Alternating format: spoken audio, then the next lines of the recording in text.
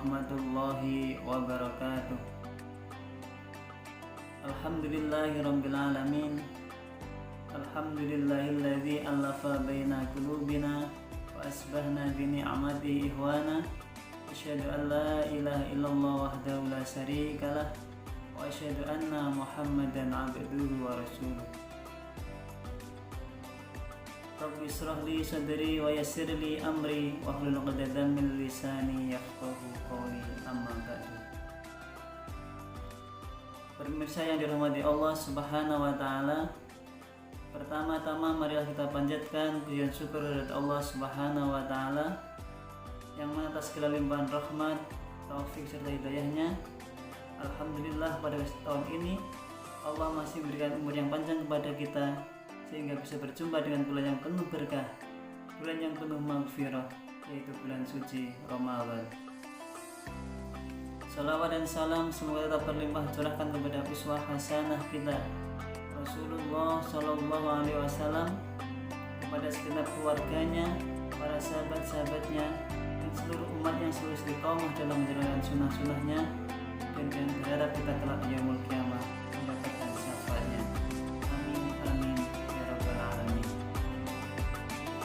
Pemirsa yang dirahmati Allah Subhanahu wa taala, dalam sebuah hadis yang diriwayatkan oleh Bukhari dan Muslim, Rasulullah Shallallahu Alaihi Wasallam bersabda yang berbunyi sebagai berikut: A'udzu billahi minasyaitonir rajim. Bismillahirrahmanirrahim. Man shoma Ramadanan imanan wa ihtisaban ghufira lahu ma taqaddama min dambi. Yang artinya, barang siapa yang berpuasa di bulan Ramadan dengan penuh keimanan dan mengharap ridha dari Allah Subhanahu wa taala, maka dosa yang telah lalu akan diampuni. Kemudian di hadis yang lain, Rasulullah SAW bersabda yang artinya, betapa banyak orang yang berpuasa dan hanya memetik lapar dan dahaga saja. Pemirsa yang dirahmati Allah Subhanahu wa taala, dua hadis di atas telah menggambarkan bagaimana hadis yang pertama adalah menggambarkan orang yang sukses dalam puasanya, dan hadis yang kedua adalah orang yang hanya sia-sia saja dari puasanya. Pada kesempatan yang berbahagia ini, tentunya kita sebagai seorang muslim di Ramadan tahun ini kita berharap pada Allah bahwa ibadah yang kita lakukan, puasa yang kita lakukan menjadi puasa yang sukses dan puasa yang bermakna di hadapan Allah Subhanahu wa taala. Oleh karena itu, pada kesempatan yang berbahagia ini akan kami sampaikan beberapa kiat agar Ramadan kita, puasa kita, ibadah kita di bulan Ramadan ini menjadi Ramadan yang sukses di hadapan Allah Subhanahu wa taala.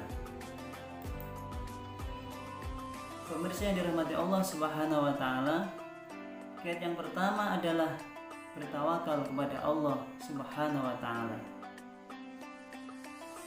Tawakal artinya adalah menyerahkan sepenuhnya apa yang kita lakukan, ibadah yang kita kerjakan semata-mata mencari ridha Allah Subhanahu wa taala. Sudah menjadi kewajiban kita sebagai seorang muslim bahwa seluruh aktivitas ibadah kita yang kita lakukan semata-mata insya Allah kita niatkan mencari ridha Allah Subhanahu wa taala. Begitu juga amalan kita di bulan Ramadan ini insya Allah juga kita niatkan semata-mata mencari ridha Allah Subhanahu wa taala. Kemudian kiat yang kedua adalah bertaubat sebelum datangnya bulan suci Ramadan. Kita sebagai anak Adam, sebagai manusia biasa, tentunya banyak khilaf dan dosa di masa-masa yang telah lalu. Rasulullah mengajarkan kepada kita bahwa sebelum datangnya bulan Ramadan seharusnya kita sudah bertaubat kepada Allah Subhanahu wa taala. Dalam sebuah hadis Rasulullah SAW bersabda yang artinya sebagai berikut: setiap keturunan anak Adam itu banyak melakukan dosa, dan sebaik-baik orang yang berdosa adalah bertaubat kepada Allah. Hadis riwayat Tirmidzi. Taubat yang sempurna adalah taubat yang memenuhi 4 syarat. Yang pertama adalah meninggalkan maksiat itu. Kemudian yang kedua, menyesali kemaksiatan yang telah kita perbuat. Syarat yang ketiga, bertekad bulat untuk tidak mengulangi maksiat itu dalam waktu selama-lamanya. Dan syarat yang keempat, seandainya maksiat itu berkaitan dengan hak orang lain, maka kita harus memberikan hak itu kepada yang bersangkutan dan meminta maaf kepadanya. Itulah syarat agar taubat kita menjadi taubat yang sempurna atau taubatan nasuha. Pemirsa yang dirahmati Allah Subhanahu wa taala, adapun yang ketiga adalah membentengi diri kita dari hal-hal yang dapat menghilangkan atau mengurangi pahala puasa kita. Puasa tentunya tidak hanya mencegah dari makan dan minum saja, tetapi puasa adalah mencegah seluruh aktivitas atau hal-hal yang dapat menghilangkan pahala puasa. Suatu misal, kita menjaga mata kita dari hal yang diharamkan oleh Allah Subhanahu wa taala. Kita menjaga telinga kita untuk tidak mendengarkan hal-hal yang diharamkan oleh Allah Subhanahu wa taala.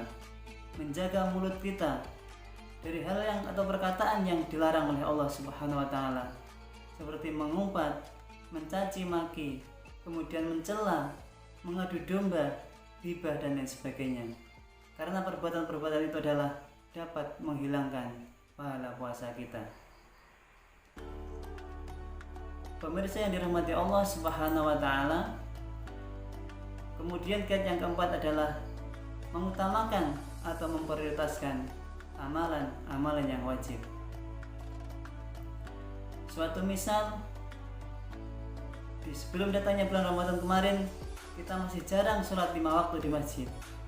Maka dengan momentum Ramadan ini, kita diharapkan kita mengajak semuanya untuk selalu sholat berjamaah 5 waktu di masjid, terutama bagi kaum laki-laki. Selain itu, bukan berarti kita mengabaikan amal-amal yang sunnah. Selain kita mengutamakan amalan yang wajib, kita juga menambahkan amalan-amalan sunnah dalam ibadah kita sehari-hari. Banyak sekali amalan sunnah dalam bulan Ramadan. Suatu misal, mensegerakan berbuka dan mengakhirkan makan sahur. Kemudian memperbanyak tilawah Al-Quran, melaksanakan sholat tarawih berjamaah, memperbanyak doa dan zikir kepada Allah Subhanahu wa taala. Pemirsa yang dirahmati Allah Subhanahu wa taala, kemudian kiat yang kelima adalah berusaha untuk mendapatkan malam Lailatul Qadar. Para salafus saleh mencontohkan kepada kita, memberikan teladan kepada kita bahwa setiap malam, terutama 10 malam terakhir di bulan Ramadan, adalah turunnya Lailatul Qadar. Oleh karena itu, kita diajarkan, kita dicontohkan oleh para salafus saleh untuk memperbanyak ibadah, terutama di 10 malam terakhir bulan Ramadan.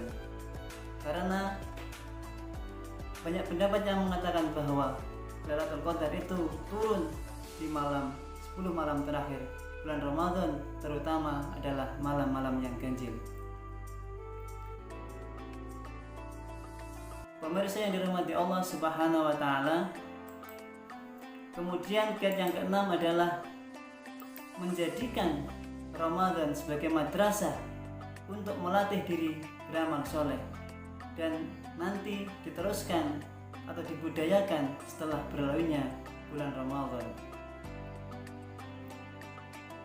Di dalam bulan Ramadan kita melaksanakan ibadah itu biasanya merasa ringan karena dilakukan secara bersama-sama. Kita berpuasa merasa ringan karena berpuasanya bersama-sama. Kita tarawih atau sholat malam merasa ringan karena dilakukan dengan bersama-sama. Kita tadarus Al-Quran, tilawah Al-Quran merasa ringan karena dilakukan juga bersama-sama. Tetapi yang menjadi pertanyaan adalah, apakah ibadah-ibadah yang telah kita lakukan itu nanti kita bisa istiqomah di luar bulan Ramadan? Oleh karena itu, Ramadan disebut bulan madrasah. Harapannya nanti setelah bulan Ramadan, amalan-amalan yang sudah pernah kita lakukan secara bersama-sama di bulan Ramadan ini bisa kita istiqomahi atau kita bisa dikerjakan di luar bulan Ramadan. Pemirsa yang dirahmati Allah Subhanahu wa taala, demikianlah menantiat agar Ramadan kita menjadi bermakna atau sukses di hadapan Allah Subhanahu wa taala. Semoga Allah Subhanahu wa taala memberikan kekuatan kepada kita, keberkahan kepada kita, hingga puasa kita ini benar-benar dan kita lakukan dengan sebaik-baiknya. Dan salah satu indikator Ramadan kita sukses adalah adanya peningkatan kualitas ibadah kita dan akhlak kita nanti setelah selesai bulan Ramadan.